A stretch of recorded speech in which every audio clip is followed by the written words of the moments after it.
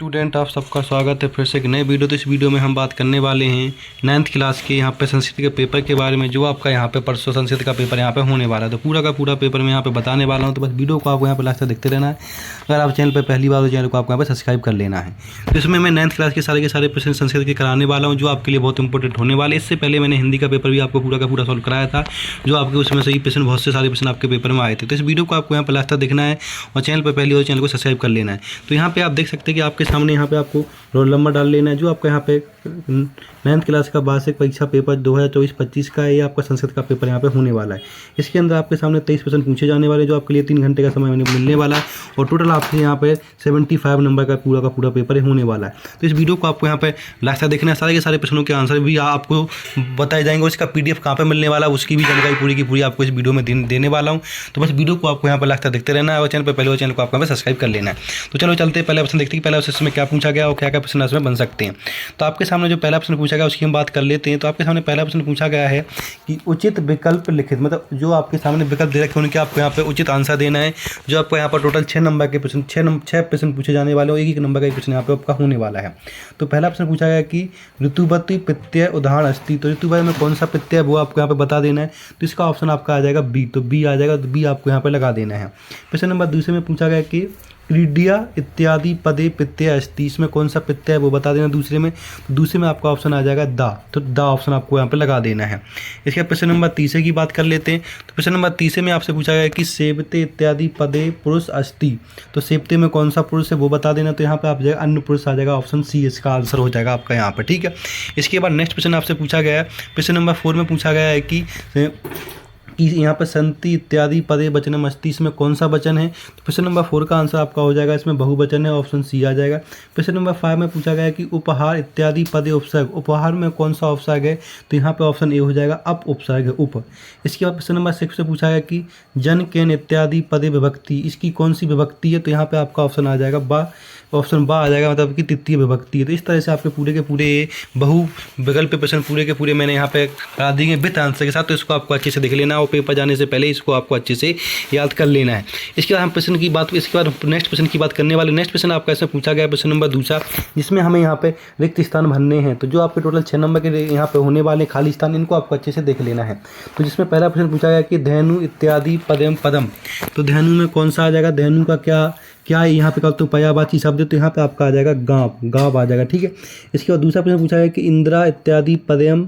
तो इसमें क्या आ जाएगा, इसमें आपका आ जाएगा शक्र। दूसरे में क्या लिख देना, शक्र लिख देना है।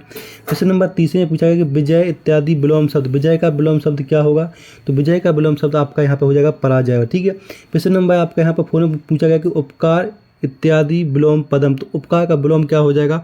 उपकार का आपका यहाँ पे अपकार हो जाएगा, क्या हो जाएगा, अपकार हो जाएगा। तो यहाँ पे आपको अपकार कर देना है। प्रश्न नंबर 5 में स्वयजन कृति प्रहति।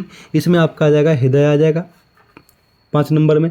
6 नंबर में का प्रिय अधिप्रत्यय जी। इसमें आपका आ जाएगा दुष्ट। तो इस तरह से आपको पूरे के पूरे यहाँ पे रिक्त स्थान याद कर लेना, जो आपके लिए पेपर के लिए बहुत इंपॉर्टेंट होने वाले। तो जितने रिक्त स्थान में सारे के सारे मैंने आपको बता दी गई, इनको आपको अच्छे से याद कर लेना है। इसके बाद नेक्स्ट प्रश्न की बात कर ले, प्रश्न नंबर तीसरा। तो तीसरे में हमें यहाँ पे आपको मैचिंग मिलानी है, जो आपके सामने टोटल 6 नंबर की मैचिंग यहाँ पे होने वाली है। तो इनको भी आपको ध्यान से देख लेना है। सारे के सारे प्रश्न आपके लिए बहुत इंपॉर्टेंट यहाँ पे होने वाले हैं। तो आपके सामने जो यहाँ पे पहला प्रश्न, जो पहली मैचिंग है कि रामस्य कौन सा वचन में, एक वचन आ जाएगा यहाँ पे पष्टि एक वचनम में। दूसरा आ जाएगा यहाँ पे फलानामम, ये आपका पष्ट बहुवचनम में आ जाएगा। तीसरा आपका यहाँ पे पूछा गया कि लता है, तो ये आपका यहाँ पे चौथे में मिल जाएगा, और चौथा वाला आपका तीसरे में मिल जाएगा।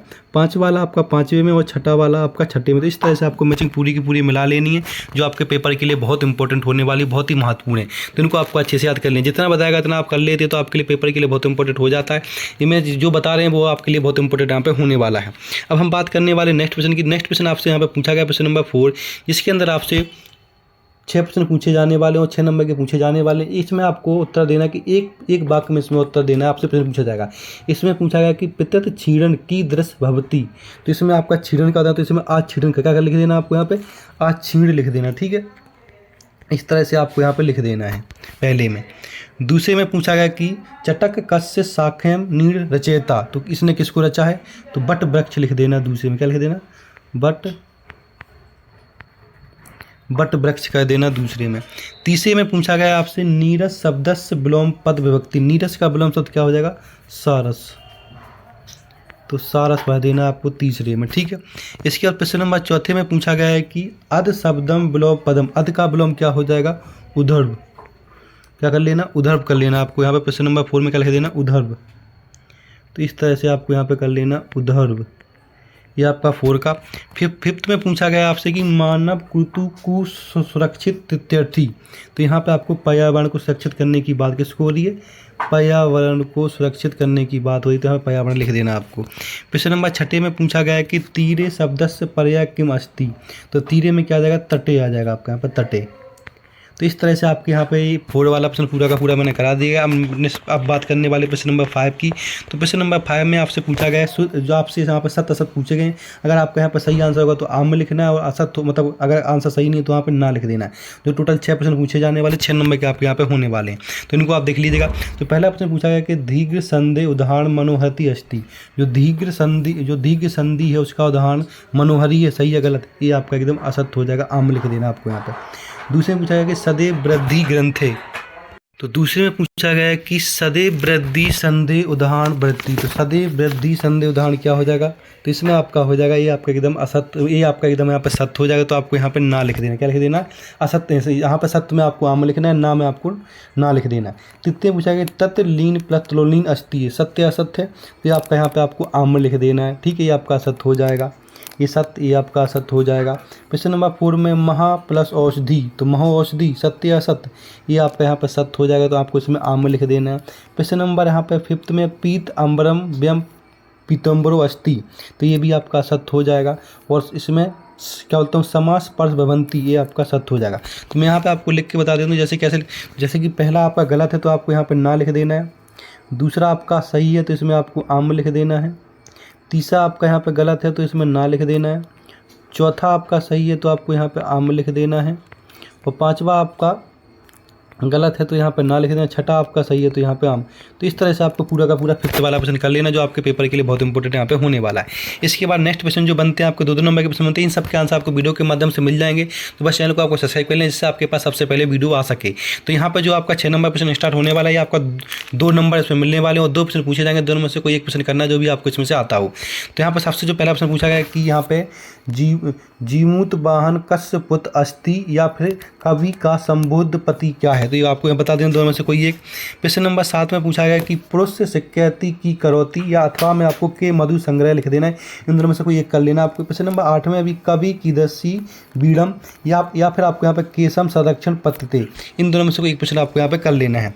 प्रश्न नंबर 9 देखेंगे, तो प्रश्न नंबर 9 में आपसे पूछा गया कि बाल कदा कीड़म गच्छन्ति, या फिर अथवा में सज्जनन नामम मैत्री की भक्ति, तो इसमें से कोई एक कर लेना, आपके 2 नंबर यहाँ से होने वाले हैं।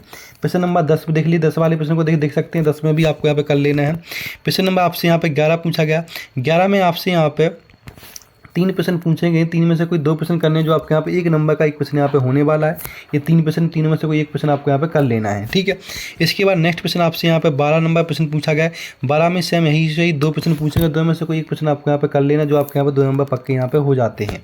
प्रश्न नंबर 13 देखेंगे, तो प्रश्न नंबर 13 में आपको यहाँ पे अशुद्ध कारक संशोधन करना है। यहाँ पे आपको कारक संबंधी गलती है वो सुधारनी है, 2-3 दिए गए, 2 में से किसी को सुधार लेना है, जो आपके यहाँ पर 2 नंबर मिल जाते हैं, 2 नंबर आपको यहाँ पे मिल जाएंगे 13 वाले प्रश्न में।